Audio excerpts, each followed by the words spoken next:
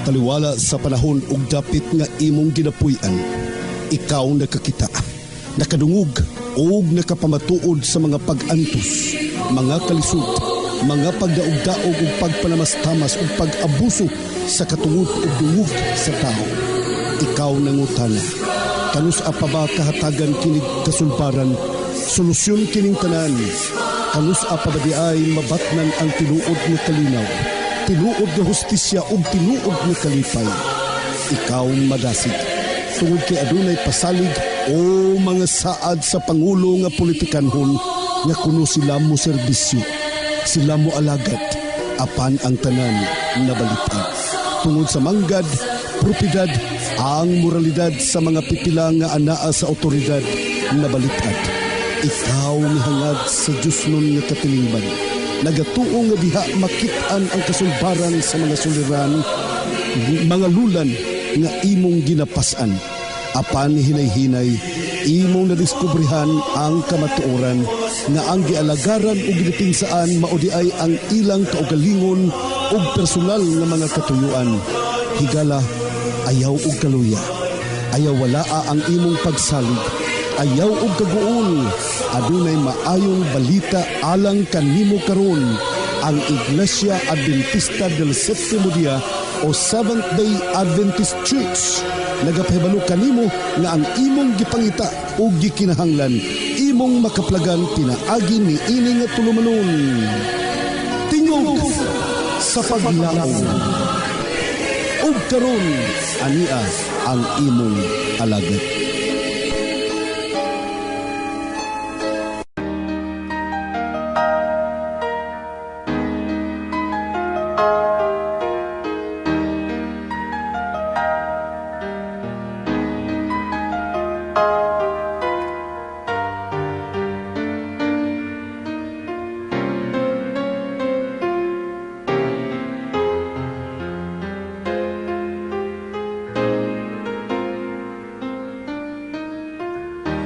Chose me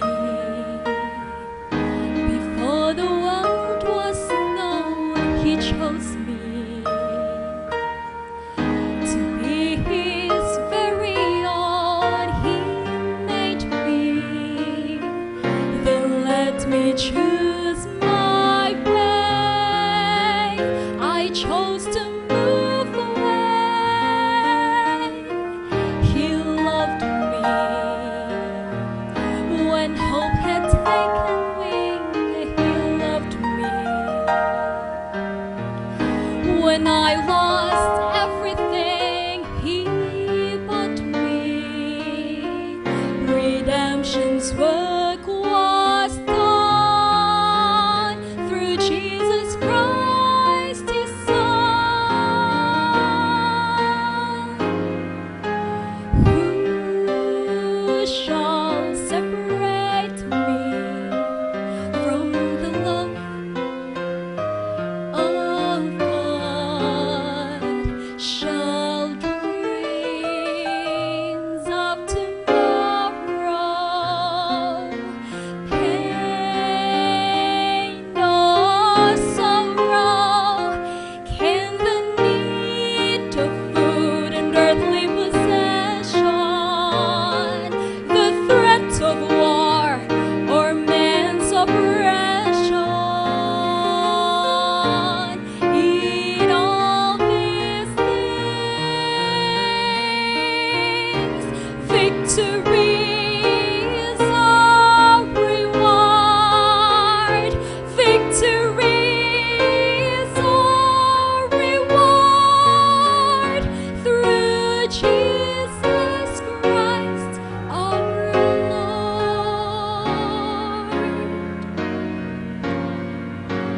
Of these I am sure that neither death nor life, nor angels, nor principalities, nor power, nor things present, nor things to come,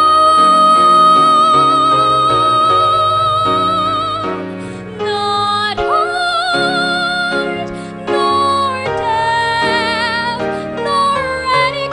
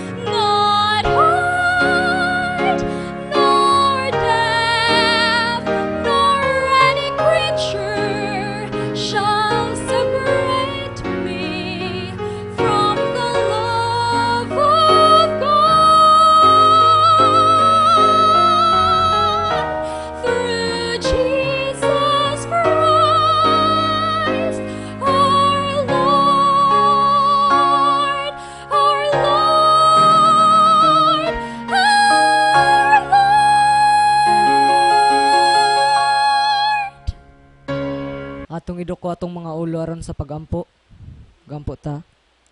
Labing balaan ug halangdong Dios anaka sa trono sa mga langit.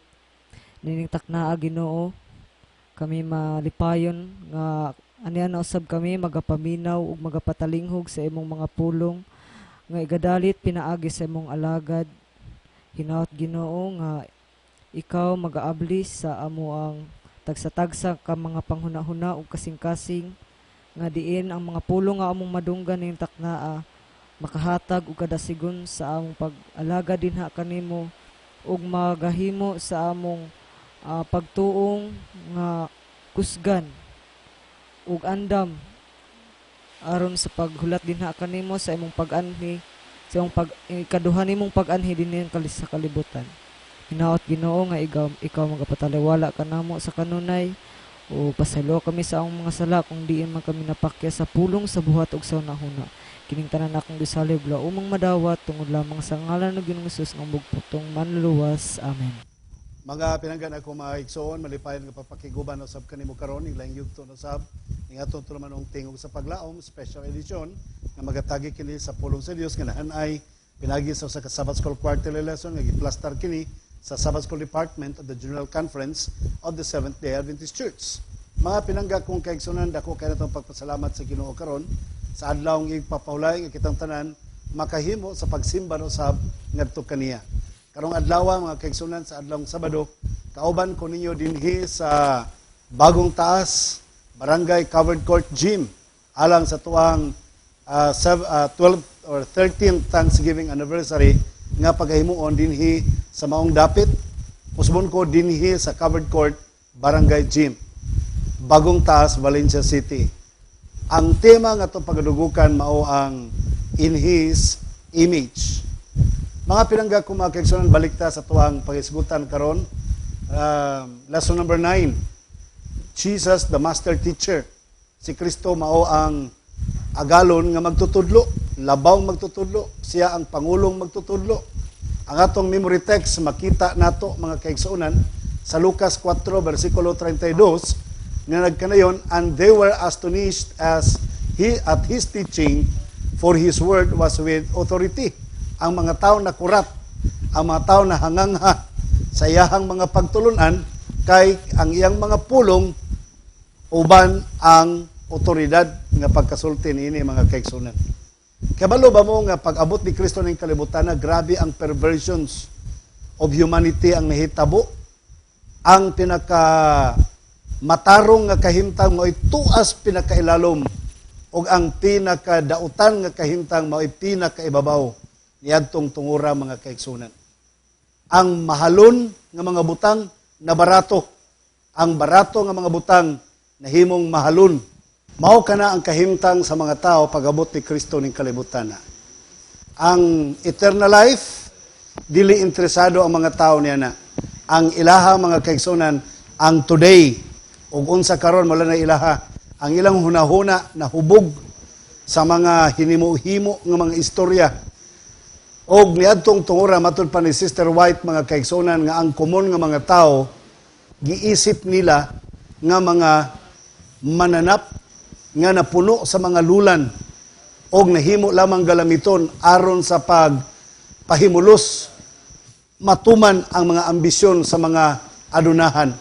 Ang mga tao nga adunahan og ang naa sa gahom nagpatuyang sa ilahang kaugalingong gana og ilang ginapangita ang pinakamaayo apan ang panglawas sa mga kaigsunan ginaut-ut nila pagayo sama sa pangutok sa espirituhanong mga butang ilang gipasagdan kini.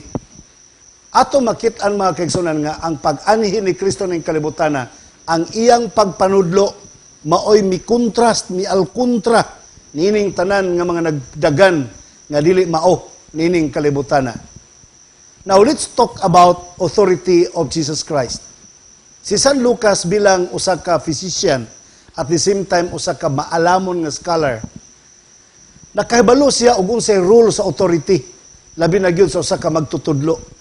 Sa ilang panahon kaniadto usa ka bugat ang influence sa Roman Empire, ang influence sa Jewish custom, importante para kanila mga kaigsunan ang gitawag og authority. Dili ka pwede manudlo kaniadto kung wa kay authority. Questionon ka og asa gikan ang imong authority. Labi na gyud sa Greek scholarship. Dakong problema kung ang imong edukasyon kulang. Sama pod ni San Lucas, isip nga kanunay kauban ni San Pablo sa mga biyahe ug asa padulong, nakailag yun siya og unsay ecclesiastical authority. Gawas sa political authority, social authority, ang mga tao, ang mga Hudiyo labaw sa tanan, concerned sila sa gitawag og ecclesiastical authority. Busa, pinaagin ini mga kaigsunan, kini si Kristo nga nagpakatao usa ka ordinaryong anak sa usa ka pobreng panday sa Nazareth.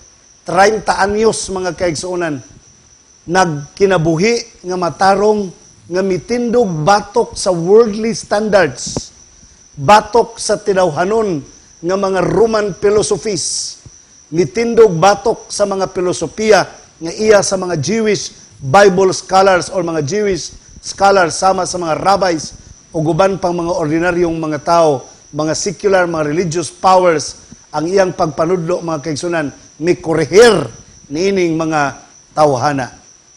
Ang mga tao mismo sa Nazareth, nga diin si Kristo dito nagtubo, nakurat sa mga pagpanulti ni Kristo. Nakurat sila mga kaigsunan sa mga pulo nga migawas gikan sa baba ni Kristo.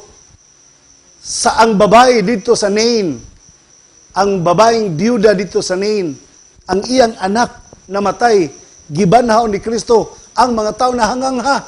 This man should be the man of authority from God.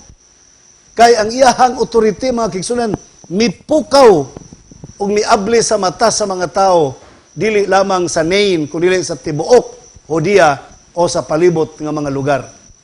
Si San Lucas, mga pinangga ko mga kaigsunan, nag-record sa tanang mga hitabo, sa mga pagtulunan nga gipanghatag ni Kristo using His authority. Busa, giuna ni San Lucas pag-record mga kaigsunan as mark of preaching with power and authority, mao kining Sermon of the Mount. Ang Sermon of the Mount, dili lang kay mabasa sa Mateo 5. Mabasa siya mga kaigsunan sa Mateo 5, 6, hangtod sa 7. Maunang tulo ka mga kapitulo ang naglangkob sa Sermon of the Mount. Nga gisulti na ni Kristo one by one mga kaigsunan nga with authority. Girecord po na ni San Lucas mga kaigsunan sa kapitulo 6. Sa taas kaayo nga mga bersikulo, kapitulo 6, bersikulo 20, hangtod 49. Now, ang mga scholar sa Biblia, niila nga kining Sermon of the Mount, sanglit kay bag-o pa man na-organize ang mga apostolis niining panahona, ilang giila nga kani maoy usa ka ordination charge nga gihatag ni Kristo sa iyang mga tinun-an. Ordination charge gani, mga pabalon kana nga gipatong ngadto kanila, mga pulong nga gipabalon ngadto kanila alang silahang pagbuhat mga kaigsunan. Ang maong mensahe ni Kristo nga with authority, naglitok og mga panalangin mga kaigsunan. Blessed are those, pulos mga kabulahanan, mga pinangga ko mga kaigsunan. If you have your Bible with you, New International Version ang atong gigamit, Kapitulo 6, versikulo 20. Dinhi ato masabtan mga kaigsunan nagkanayon. Una gilitok ni Kristo ang pulong nga blessed are you who are poor, for yours is the kingdom of God. Blessed are you who hunger now, for you will be satisfied. Blessed are you who weep now, for you will laugh. Blessed are you when men hate you, when they exclude you, and insult you, and reject your name as evil because of the Son of Man. So mo masabtan na igsoon kaning upat ka mga blessed. Blessed are the poor, blessed are the hungry, blessed are the weeping, blessed are the men being hated in the name of Christ. Kining upat ka mga kabulahanan mga kaigsunan, ingon ana ang pagsulti ni Kristo with power and authority ngadto kanila. iyang gidublahan mga kaigsunan sa upat ka mga alaot. Kamo nila ibasa diha kapitulo 24, 25 hangtod sa 26. Alaot ang mga dato, alaot ang mga maayog kahimtang, maayog ka na ginapasidunggan, mga busog, alaot ang kadtong mga tao nga ginadaig. So, kana pulos, mga alaot mga kaigsunan. So, mauna ang punto ni Kristo ug ato kanang masabtan sa unahan. Ang kining pagkasulti mga kaigsunan nga woes to guard against. Kinahanglan kining mga woes dili kay blessed lang, blessed are those kay katong blessed are those the poor. Blessed are those the hungry. Blessed are those the meek. Ang contrast po adto sa upat po mga kaigsuonan ka mga woes, woes are the rich, woes are the well-fed, woes are those men who speak well to them. So, pulos mga kadimalasan mga kaigsuonan. Og imong tan-awon mga kaigsuonan, delikado ka ng mga butanga kon dato ka, delikado nga busog ka, delikado nga kanang ginadaig ka sa mga tao. Kaya ang contrast ana ba, delikado mga kaigsunan. Mas may pa ito mga kabus, mga malumo, mga ginaog-daog-daog. Kaya ang contrast po na hayahay kabulahanan mga kaigsunan. Another thing, sumala sa Lucas 6:27 hangtod 31, si Kristo mga kaigsunan naghatag sa ka-imperative command. Imperative command which is what we call the golden rule of love. Nga ang mga tao kaniadto mga kaigsuonan, negatibo ang ilang pananaw sa pamaagi sa kaluwasan. Gatuo sila nga ang kaluwasan pinaagi sa pagbuhat og maayo. Pagbuhat og pagtuman sa kasuguan. Even without love, then the merit of salvation could be earned. Pero si Ginoong Hesus mga kaigsuonan, iyang gipasabot nga ang fundamental sa kaluwasan is the faith of Jesus Christ, and the result is the love to do good. Do good works, mga kaigsunan. Sometimes, negatibo ang pagkasulti, don't hate your enemy. Pero ang pasabot ni Kristo, love your enemy. Ayaw kasilagi, ayaw dumti ang imong kaaway. Higugmaa ang imong kaaway. Ang sentro gyud nga punto sa kasuguan mga kaigsunan is love. Maunay gipasabot ni Kristo nga bisan pagkaaway atong higugmaon. Kaya ang naandan sa mga tao kaniadto mga kaigsunan is the law of reciprocity. The law of reciprocity is what we call tooth for a tooth. Eye for an eye. Isumbag kas aping, balos tus pikas. So, ingon ana mga kaigsunan. Pero sa panahon ni Kristo, iyang gipasabot pag-usap ang kasuguan. Dili na mao.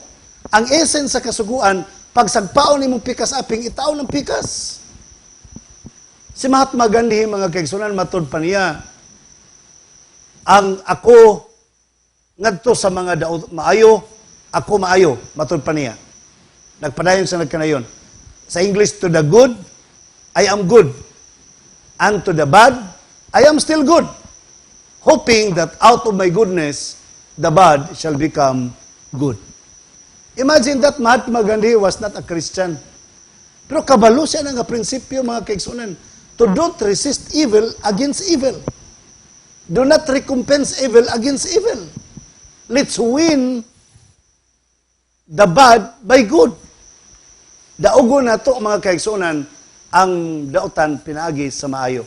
Si Martin Luther King Jr., iyang gisaksak sa utok sa mga taong Amerikano. Ang golden rule, aron mabuak ang wall nga nagbulag tali sa white o black Americans sa iyang kapanahonan kaniadto. Iyang gipadako ang golden rule dito sa United States of America, and congratulations. Pinagi siyang campaign na buak ra gyud ang wall of separation between the white and the black Americans in the United States of America. So atong masabtan mga kaigsunan nga gitudlo po ni Kristo ang pagkamapinasayloon. That is the Christian way. Ang pagkamapinasayloon, pagkamanggihatagon o ang pagkamapailubon.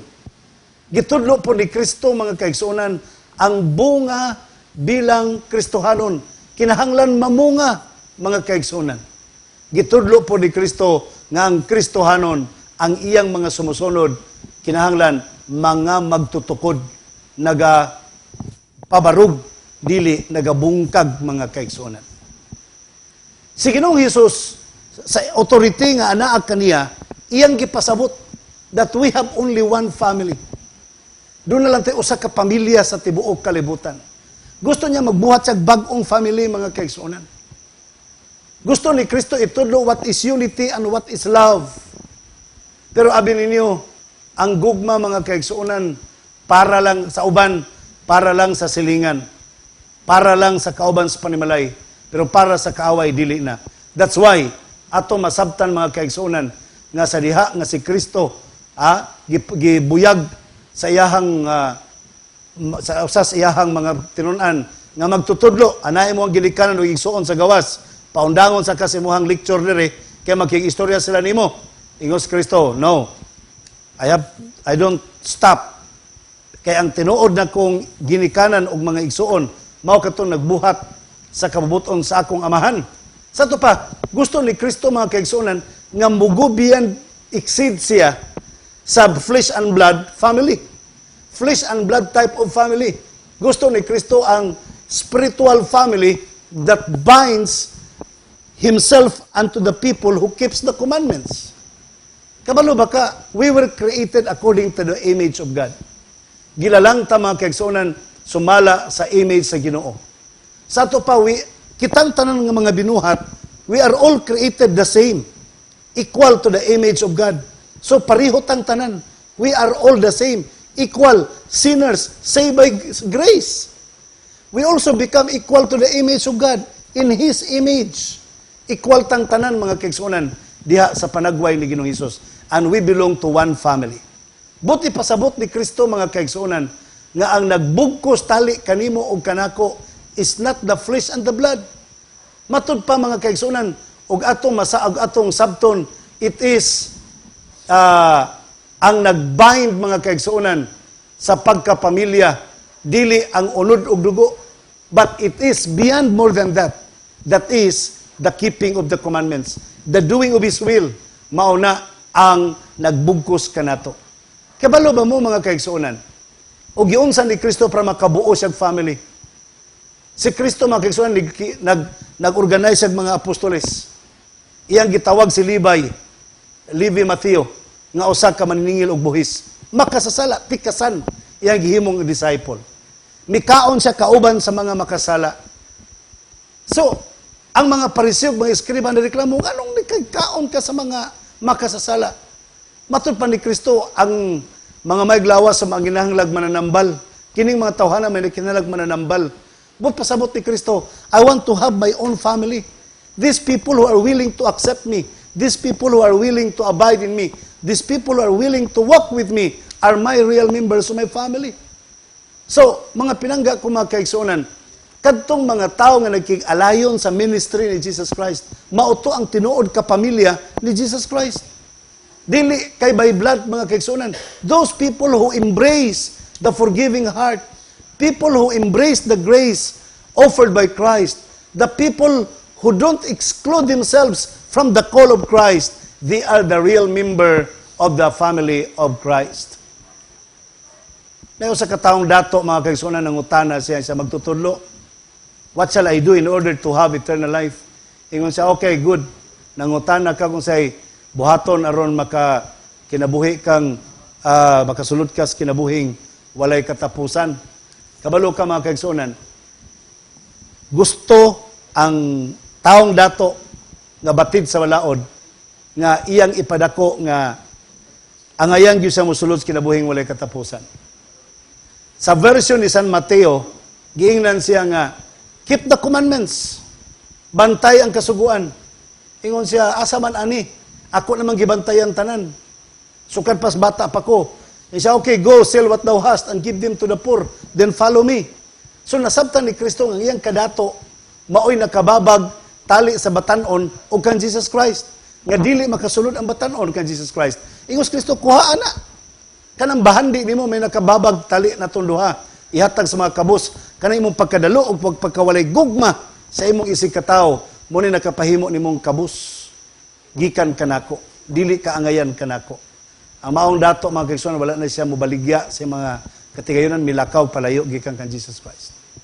Dinhi mga kaigsunan, pagpangutana gyud sa taong batid sa balaod, what shall I do in order to inherit eternal life? Kabalo ka mga kaigsunan, to inherit eternal life, but pasabot sa taong lawyer. He wanted to be saved from sin. He wanted to enter into the kingdom of God. Maunay pinakanindot nga handom sa katao mga kaigsunan. Pero ang problema niya, he wanted to earn righteousness. He wanted to earn forgiveness of his sins. He wanted to inherit the kingdom of God by his own merit. You look at me, I'm a lawyer. I am a governor. I am a philosopher. I am a brilliant person. And I am a rich young man. What shall I do in order to inherit eternal life? Si Kristo mga kaigsunan, iyang gipakita og unsa ang gasa sa tao aron kini makadawat siya kinabuhing walay katapusan. He presented to him the non-self-centered way of salvation. Iyang gipasabot mga kaigsunan, iyang giingnan nga basaha daw sa kasulatan og unsay pinakadako ug unsay maayong buhaton. He was referring back to Deuteronomy chapter 6 verse 5 and Exodus 19 verse 18. Ningon dayon ang rich young ruler mga kaigsunan. Verse 26. Chapter 10 verse 26. Atong basahon. Batul pa ni Kristo, what is written in the law? He replied, how do you read it? He answered, love the Lord your God with all your heart and with all your souls and with all your strength and with all your mind and love your neighbor as yourself. You have answered correctly, matul pa ni Kristo. Okay, may ka memorize og bersikulo. Then Jesus replied, do this and you will live. So, ang kulang yun sa rich young ruler, sa lawyer, mga kaigsunan, ang kulang niya, katong batanon nga nangutana, mao ang paghigugma sa iyang silingan. No matter how you do the keeping of the 10 Commandments, if without love, then you have not fulfilled the essence of the 10 Commandments. With authority and power, gikorek na ni Jesus Christ, mga pinangga ko mga kaigsunan. Gusto nga i-direct ni Kristo mga kaigsunan, love. Love your neighbors. Di balos po ng maong lawyer, who are my neighbors? Kinsa may ako ang silingan? Ha? Wa ka kabalog kinsa imong silingan? Naghatag si Kristo og parabol mga kaigsunan. Verses 29, 30, 31 at 35. The parable of the Good Samaritan.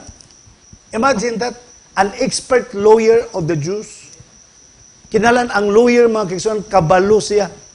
Whatever questions regarding to moral issues, legal matters. But he was pretending to ask and investigate Jesus Christ. But Jesus Christ, you read the scriptures. O sa may gisulti, he said, love your God and love your neighbors. Okay, good. Do it. Ingon na yung tong rich lawyer. Who are my neighbors? Kinsa man ang akong silingan. Ingon dayon si Kristo, versikulo 30, dunay usa ka tawo nga nahulog sa kamot sa mga tulisan. The victim, mga kaigsunan, was not named. Unsa iyang rasa? Hudiyo ba? Samaritanhon ba? Wala gisulti kung sa rasa. Buot ipasabot ni Kristo, ati mana, bahalag unsa siya nga kaliwat, unsa iyang apelyido, unsa iyang nationality, basta kay biktima siya, nanginahanglan sa imong panabang, tabangi siya. He is your neighbor. Gimension ni Jesus Christ sa parabol ang Levites ug ang priest. Remember, these two were representing the religious life of the people in Jerusalem. Naa sila sa katungdanan, mga kaigsunan. But they went away after knowing that the person is almost dead. Misimang sila sa laing dalan, mga kaigsunan. Now, Buti pasabot ni Kristo, being the church pious leaders. How do you represent your religion? O saan mo pag-representar sa imong relihiyon? Being a pastor, being an officer of the church, how do you represent your religion? It's easy to say that I'm a Seventh-day Adventist Christian, but how to live in it? O saan pagkinabuhi niya na? Where is love there? Asa ang gugma, mga kaigsunan, aron sa pagtabang sa biktima nga hapit na mamatay. That was the point of Jesus Christ. Kabalo si Kristo, mga kaigsunan, nga ang Samaritan people o ang Jewish people dunay grabe nga hatred sa usag-usa. Grabing panagkabangi. O sa panahon ni Kristo, misamot pa jud ni mga kaigsunan. Gani, ang ilang pagdumot sa mga Samarianhon, sama sa pagdumot nila sa mga Hintil. Nga muralag mananap ilang pananaw sa mga Samaritanhon. Gisulayan ni Kristo, mga kaigsunan, pag-reconcile, pinaagi sa usa ka parabol. Iyang gipadako nga ang Samaritanhon, may usa ka hero ni adtong parabolo, mga kaigsunan. Buti pasabot nga si Kristo wala siya nagpinig siya, nga nagbaya siya, nagfavoritism siya sa mga Samaritan people. No. Ang punto lang ni Kristo, mga kaigsunan, He was addressing the parable to the Jews. Kung tingali ko nag-istorya pa si Kristo sa mga Samaritan people, Hudiyo to. Good Jew ang ipadako ni Kristo. Pero ang iyang istorya kay Hudiyo man, good Samaritan, mga kaigsunan. Buti pasabot ni Kristo, out of the people whom you called as bad, there is still someone who is to be good there. Kung sa iba ato pananaw sa mga Muslim dautan, pero sultihan ta mo, daghang kay mga Muslim ba? Nga mga dautan pa kaysa dili dautan, mga matarong pa kaysa mga buotang Kristiyanos. Yes, I would like to tell you that. Grabe ang atong pananaw sa mga taga-LCM supporters. Pananaw ninyong ragwa na'y kaluwasan, mga kaigsunan. But I would like to tell you, daghan pang mga buutan nga mga LCM supporters nga mas buutan pa kaysa mga naas katungdanan nga wa gipanghulog. That's true. That is the real score, mga kaigsunan, nga punto ipasabot ni Jesus Christ. Ang ministry sa Good Samaritan, mga kaigsunan, in great detail, naluoy sa biktima, mao'y mitabang sa biktima, iyang gitambalan, gibugkusan ang samad, gipasakay sa dangke, gihatod dito sa hospital or inn during the time, ang termino nila. Gibayaran pa yun og advance payment nga kung makulang, bayaran pa yun niya inigbalik ang katong innkeeper. So imong masabtan, mga kaigsunan, what a love! What an unlimited love nga gipakita sa Good Samaritan ngadto sa usa ka victim sa mga tulisan, mga kaigsunan. So imong masabtan dinhi nga ang gugma, mga kaigsunan, maoy gipadako ni Jesus Christ. Nangutana kag who are my neighbors? Kinsay akong silingan? Ang tabangunon mo imong silingan. Ang dinaugdaog mo imong silingan. Ang nagkinahanglan sa imong gugma mao ang imong silingan. Lakaw ug buhata kini. Mao na ang gipamulong ni Kristo, mga pinangga kong mga kaigsunan. Si Sister Ellen G. White sa Desire of Ages, page 649. Matod pa ni Sister White. This ideal of ministry God has committed to His Son. Jesus was given to stand at the head of humanity that by His example, He might teach what it means to minister. His whole life was under a law of service. He served all, ministered to all. Thus, He lived the law of God, and by His example, showed how we are to obey it. Ang kinabuhi ni Kristo, mao'y ehemplo, o kung saan na to pagtuman ang iyang balaod. Christ did not violate the law, but He magnified the law.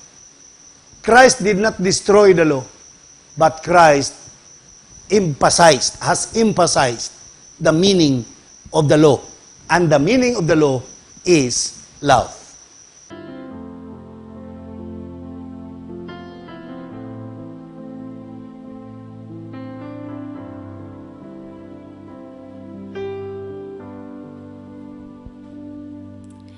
Hide me now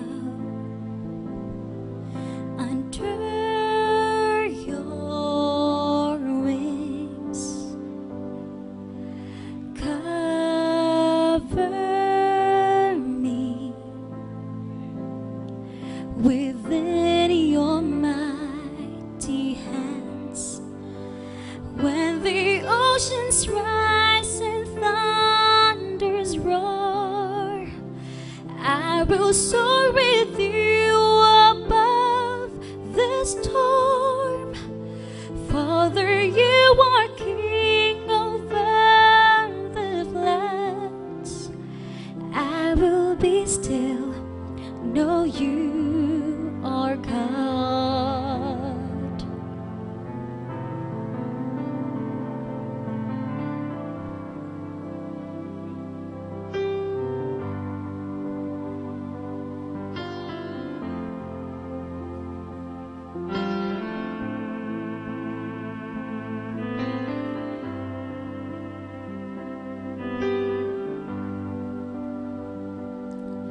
Find rest, my soul, in Christ alone. Know His power in quietness and trust. When the oceans rise and thunders roar, I will soar with you above the storm. Father, you are king over the flood. I will be still, know you are God.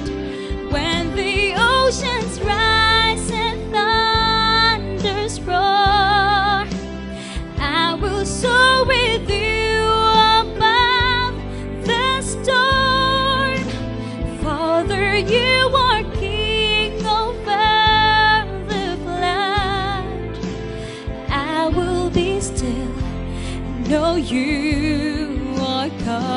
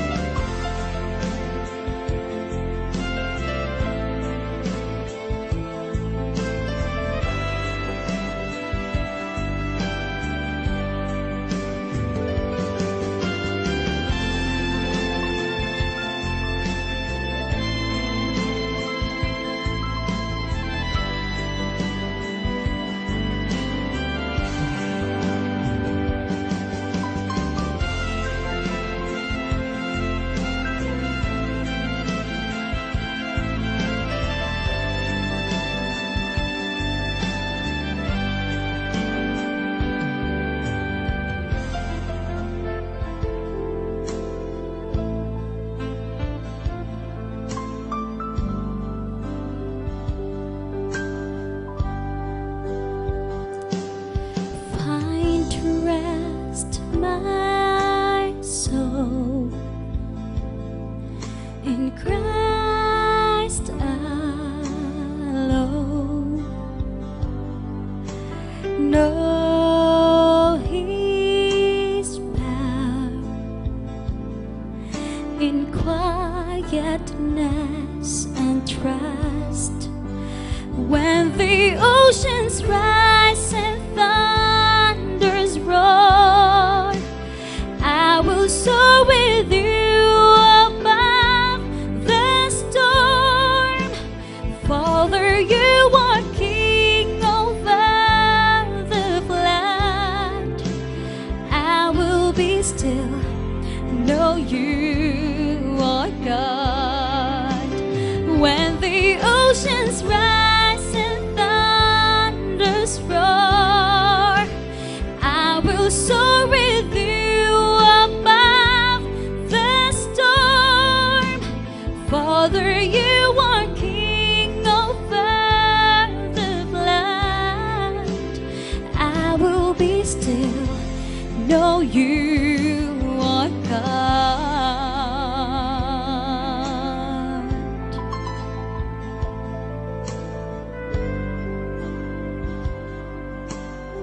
Magampot ta mga kaigsunan. Amahan namo nga ikaw sa mga langit, dalaygon ikaw sa ngatanan. Salamat sa mga butang nga among nadunggan. Salamat sa pagkinabuhi kauban kanimo. Salamat sa mga panalangin.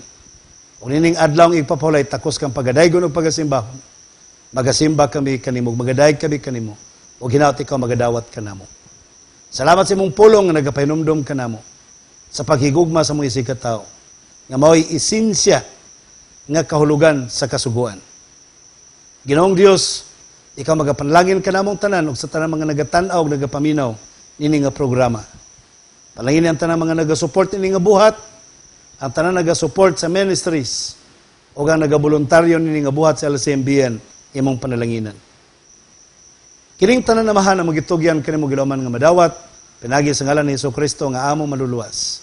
Amen.